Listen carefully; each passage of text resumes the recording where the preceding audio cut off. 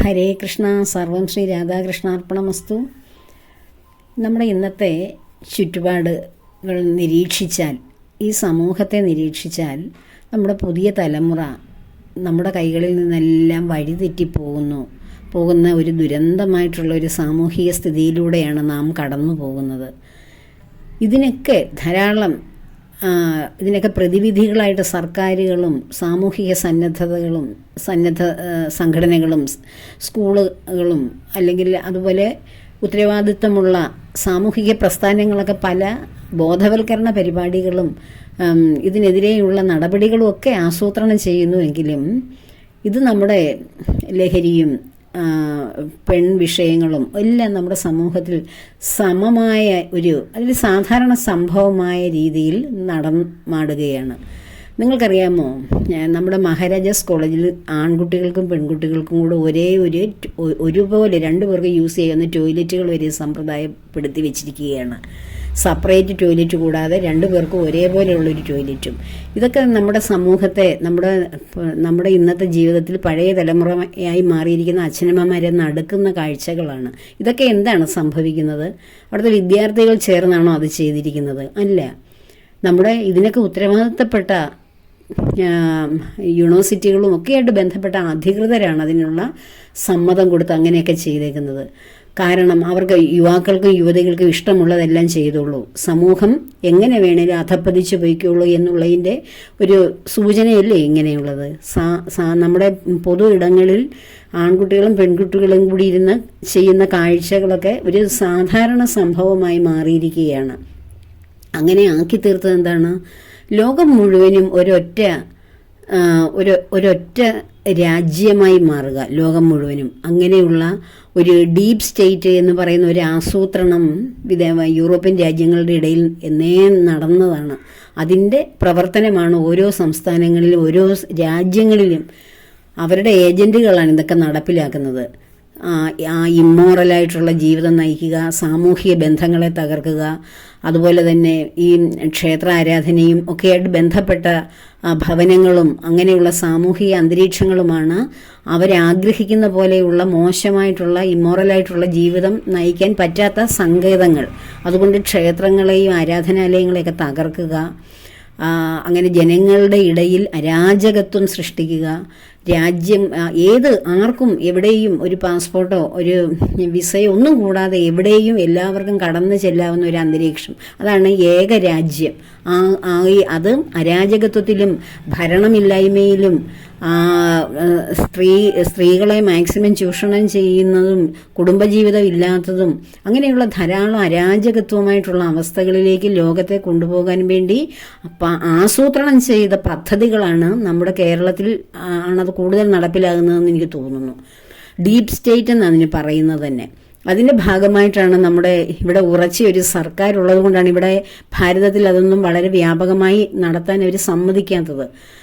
അത് ശിഥിലീകരിക്കുന്ന ഭരണകർത്താക്കളെ ഇവിടെ കൊണ്ടുവന്ന് ഇവിടം ശിഥിലീകരണ പ്രവർത്തനത്തിന് വേണ്ടിയിട്ട് ഉള്ള ഒരു വേദിയായി മാറ്റി ഈ രാജ്യവും തകർത്ത് അവരുടെയൊക്കെ അവരുടെ ആഗ്രഹ പൂർത്തീകരണത്തിന് വേണ്ടി നമ്മുടെ രാജ്യങ്ങളെയൊക്കെ തകർക്കുന്ന സമ്പ്രദായമാണത്. കാലാന്തരത്തിൽ ഇതെല്ലാം ലോകം മുഴുവൻ ഒരൊറ്റ രാജ്യം എന്ന പേരിൽ ആർക്കും എവിടെയും കയറി ഇറങ്ങാം, എവിടെയും എന്തും നടപ്പിലാക്കാം, ഇഷ്ടമുള്ളതെല്ലാം ചെയ്യാം. അങ്ങനെ ഭരണമില്ല. അതായത് ഇലക്ഷനിലൂടെ തിരഞ്ഞെടുത്ത ഭരണക്രമങ്ങളെയൊക്കെ അട്ടിമറിച്ചിട്ട് അരാജകത്വം സൃഷ്ടിച്ച് രാജ്യത്ത് ഭരണമില്ലാത്ത അവസ്ഥ, ആഹാരമില്ലാത്ത അവസ്ഥ, വൈദ്യുതി ഇല്ലാത്ത അവസ്ഥ, ജനങ്ങൾക്ക് പ്രാഥമികമായ ആവശ്യങ്ങൾ എന്തൊക്കെയുണ്ടോ അതെല്ലാം ഇല്ലാത്ത അവസ്ഥയിലേക്ക് രാജ്യത്തെ കൊണ്ടുപോകുന്ന ഒരു പ്രവണതയാണ് നമ്മുടെ ശ്രീലങ്കയിലും ബംഗ്ലാദേശിലും പല സ്ഥലങ്ങളിലും ഇപ്പോൾ നടമാടിക്കൊണ്ടിരിക്കുന്നത്. ഭരണത്തെ എല്ലാം അട്ടിമറിച്ചുകൊണ്ട് ദൂരെ ഒരു സ്ഥലത്തിരുന്നു കൊണ്ട് പ്ലാൻ ചെയ്യുന്ന പദ്ധതികളുടെ ഏജന്റുകളാണ് ഇവിടെ ഓരോരുത്തരുടെയും ഓരോ രാജ്യത്തെയും തകർത്തുകൊണ്ടിരിക്കുന്നത്. നമ്മുടെ ഭാരതത്തിലും അതിനുള്ള പദ്ധതികളാണ് മറ്റ് ശിഥിലീകരണമായിട്ടുള്ള രാഷ്ട്രീയ പാർട്ടികളെ ഏകീകരിപ്പിച്ചുകൊണ്ട് ഇവിടെ ഒരു ഭരണം കാഴ്ചവെക്കാൻ കിടന്ന് പാടുപെടുകയും അത് ഒരു പല രാഷ്ട്രീയ പാർട്ടികൾ ഒന്നിച്ചു നിന്ന് ഭാരതം ഭരിക്കുമ്പോൾ അതിനൊരു ഐക്യം ഇല്ലാതെ വരികയും ഒരു വർഷത്തിൽ തന്നെ പല ഇലക്ഷൻ വരികയും രാജ്യത്തിൻ്റെ സമ്പദ് വ്യവസ്ഥ തകരുകയും അങ്ങനെ പല കാര്യങ്ങളെയാണ് അവർ ഉദ്ദേശിച്ചിരിക്കുന്നത്. നമ്മുടെ രാജ്യം ഇപ്പം 5ാമത്തെ വലിയ സാമ്പത്തിക രാഷ്ട്രമായിട്ട് ഉയരുന്നതിനെക്കുറിച്ച് വിദേശ രാജ്യങ്ങളിലെ ചാനലുകളിൽ സംസാരിക്കുന്നത് കേൾക്കുമ്പോൾ അഭിമാനം തോന്നുകയാണ്. നമ്മുടെ കേരളത്തിൽ ഇതൊന്നും നമ്മൾ അറിയുന്നില്ല. ഇവിടെ നടക്കുന്ന രാഷ്ട്രീയമായിട്ടുള്ള കുറേ കുത്തിത്തിരിപ്പുകൾ മാത്രമാണ് നമ്മൾ അറിയുന്നത്. നമ്മുടെ രാജ്യത്ത് നടക്കുന്ന വികസനവും രാജ്യത്തിൻ്റെ പുരോഗതികളെക്കുറിച്ചും ലോക രാജ്യങ്ങളിൽ ഭാരതമെന്ന് കേട്ടാലൊന്നും ഇവിടുത്തെ പ്രധാനമന്ത്രിയെക്കുറിച്ചുള്ള അഭിമാനത്തോടു കൂടിയുള്ള സംഭാഷണങ്ങളും ആദരവുകളും ഒന്നും നാം അറിയാതെ അന്ധമായ ലോകത്താണ് നമ്മളെ ഈ ചാനലുകളെല്ലാം കൊണ്ടുപോകുന്നത്. ചാനലുകളെല്ലാം ഏതെങ്കിലും ഒരൊറ്റ ഒരു വ്യക്തിയുടെ അണ്ടറിലായി, ഒരു പ്രസ്ഥാനത്തിന്റെ അണ്ടറിലായി മാറി. അങ്ങനെ ഓരോ പ്രസ്ഥാനം, നമ്മുടെ ക്ഷേത്രങ്ങളൊക്കെ ഭരിക്കുന്നത് നമ്മുടെ മതസ്ഥരൊന്നും അല്ല. മിക്ക ക്ഷേത്രങ്ങളുടെയും ഭരണത്തിന്റെ പിന്നിൽ ചുക്കാൻ പിടിക്കുന്നത് എല്ലാം തകർത്ത് നമ്മുടെ ആ സനാതന ധർമ്മത്തെ, ആ ധർമ്മം ഒരിക്കലും സനാതനമാണ്, പക്ഷെ ആ ധർമ്മത്തെ ഒരിക്കലും എത്രയോ ടിപ്പു സുൽത്താൻമാർ ഇവിടെ വന്ന് നശിപ്പിച്ചിട്ട് നമ്മുടെ ധർമ്മം നശിച്ചിട്ടുണ്ടോ? നമ്മുടെ ക്ഷേത്രം, നമ്മുടെ അജന്ത യെല്ലോറ ക്ഷേത്രങ്ങളൊക്കെ ഏറ്റവും കൈലാസ ക്ഷേത്രമൊക്കെയാണ്. ആ യെല്ലോറ ഗുഹകളിൽ ഒരു കല്ലിൽ മുകളിൽ നിന്ന് താഴേക്ക് കണ്ടാൽ അത്ഭുതപ്പെടുന്ന ശിവക്ഷേത്രമാണ് കൈലാസ ക്ഷേത്രം എന്ന് അറിയപ്പെടുന്നത്. ആ ക്ഷേത്രം തച്ചുടയ്ക്കാൻ വേണ്ടിയിട്ട് 10,000 ആൾക്കാരെ ഔറംഗസീബ് വിട്ടതാണ്. അതിനുശേഷം ആ സ്ഥലത്തിന് പോലും പറയുന്ന ഔറംഗാബാദ് എന്നാണ്.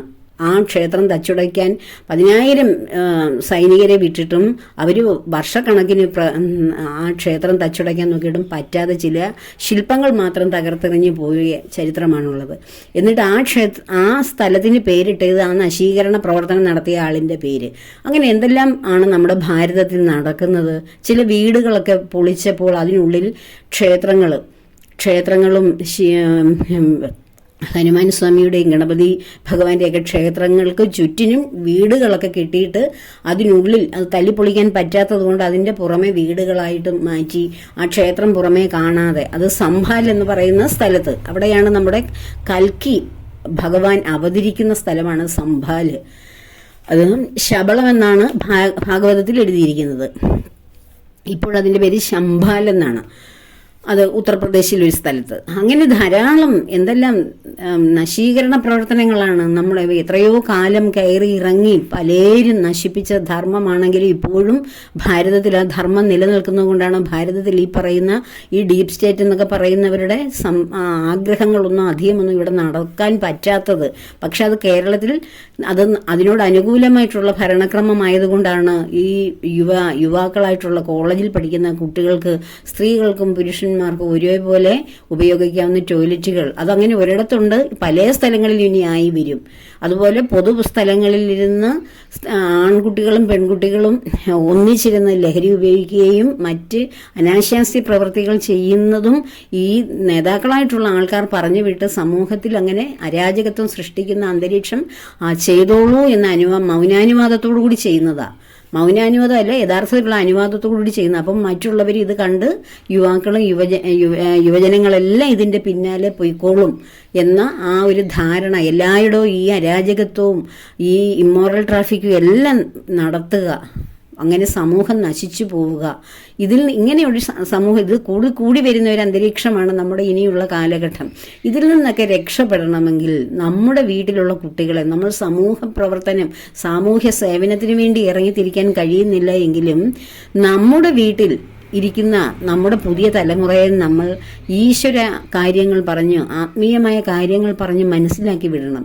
ഇനിയും വരുന്ന നമ്മുടെ കുരുന്ന തലമുറകളുണ്ട്. ആ തലമുറകളെ ഈശ്വര ചിന്തയിലൂടെ മാത്രം, നാമജപത്തിലൂടെയും കഥകൾ കേൾക്കാൻ കുഞ്ഞു കുട്ടികൾക്ക് എന്ത് താല്പര്യമാണ്.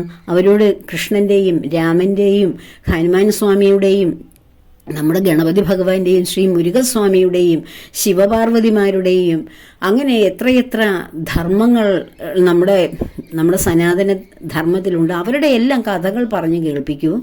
കുഞ്ഞുങ്ങളുടെ മനസ്സിൽ വിത്തുകൾ വീഴുന്നത് ആധ്യാത്മികതയുടെ വിത്തുകളിലൂടെ അവർ കടന്നു പോകുമ്പോൾ ഇങ്ങനെയുള്ള ഈ സാമൂഹിക ദുഷ്കൃതിയിൽ നിന്ന് രക്ഷപ്പെടുവാൻ നമുക്ക് ഏക മാർഗവതയുള്ളൂ.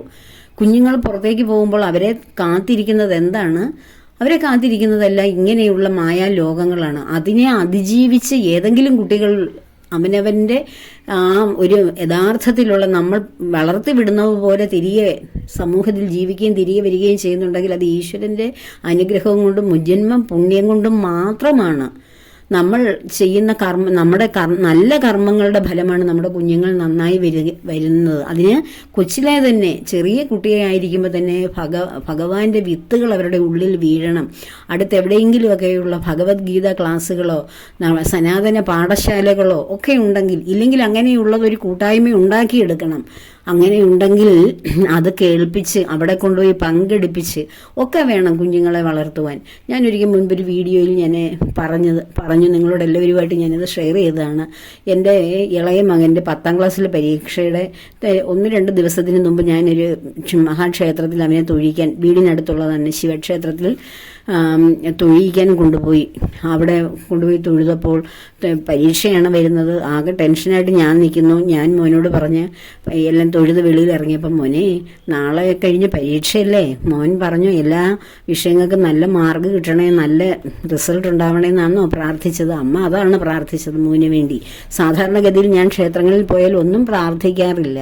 ഭഗവാനെ സ്തുതിക്കുന്ന നാമങ്ങൾ, ഏത് ഭഗവാൻ, ഇപ്പം ശിവഭഗവാനാണെങ്കിലും ഗണപതി ഭഗവാനാണെങ്കിലും നമ്മുടെ ഭഗവാൻ കണ്ണനാണെങ്കിലും ആ ക്ഷേത്രത്തിലേ പോകാറുള്ളൂ. അപ്പോൾ അതിനോട് ബന്ധപ്പെട്ട ഉപദേവതകളുണ്ടല്ലോ, അവരുടെയൊക്കെ സ്തോത്രങ്ങളോ മന്ത്രങ്ങളോ ജപിക്കുക മാത്രമേ ചെയ്യാറുള്ളൂ. ഒന്നും ആവശ്യപ്പെടുകയോ അല്ലെങ്കിൽ ഏതെങ്കിലുമൊക്കെ സങ്കല്പങ്ങൾ മനസ്സിൽ വെച്ചോ അല്ല ക്ഷേത്രാരാധന നടത്താറുള്ളത്.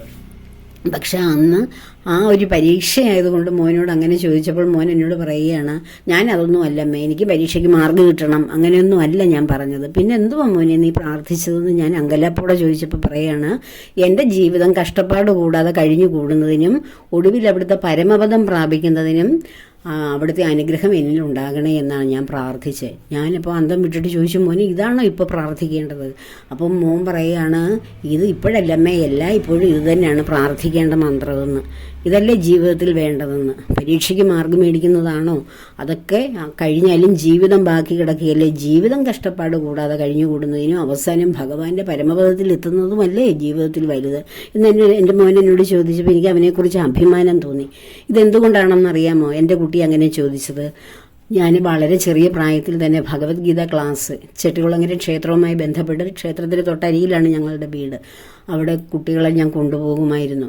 എല്ലാ ഞായറാഴ്ചയും ഭഗവത്ഗീത, എനിക്ക് ആകെ ഒരു ഞായറാഴ്ച അവധി കിട്ടുമ്പോൾ ആ ഭഗവത്ഗീത ക്ലാസ്സിൽ ഞാൻ മക്കളുമായിട്ട് പോയിരിക്കും, ഞാനും അതിൽ അറ്റൻഡ് ചെയ്യുമായിരുന്നു. എൻ്റെ കുട്ടിക്കാലത്ത് അങ്ങനെയൊക്കെ ചെയ്യുമായിരുന്നു. ഈശ്വര സങ്കല്പത്തിലൂടെ കുഞ്ഞുങ്ങളെ വളർത്തിയെടുത്താൽ അവർ വളരെ ഉപയോഗമുള്ള മക്കളായി ഈ സമൂഹത്തിൽ നടക്കുന്ന പല വൈതരണികളിൽ നിന്ന് രക്ഷപ്പെട്ട് മറ്റുള്ളവർക്ക് മാതൃകയാകാൻ പ്രാപ്തരായ കുഞ്ഞുങ്ങളായി അവർ മാറും. അപ്പോൾ ഇന്നത്തെ ഈ സമൂഹത്തിൽ നമുക്ക് രക്ഷയ്ക്കായി വരുന്നത് ഒന്നുമല്ല. നമ്മൾ ഈ സാമൂഹികമായിട്ട് ഇവിടെയൊക്കെ കാണുന്ന പോലീസ് സംവിധാനങ്ങളോ മറ്റു കാര്യങ്ങളൊക്കെ സംഭവിച്ചു കഴിഞ്ഞാണ് നമ്മളവരെ അതൊക്കെ റിപ്പോർട്ട് ചെയ്യുന്നത്.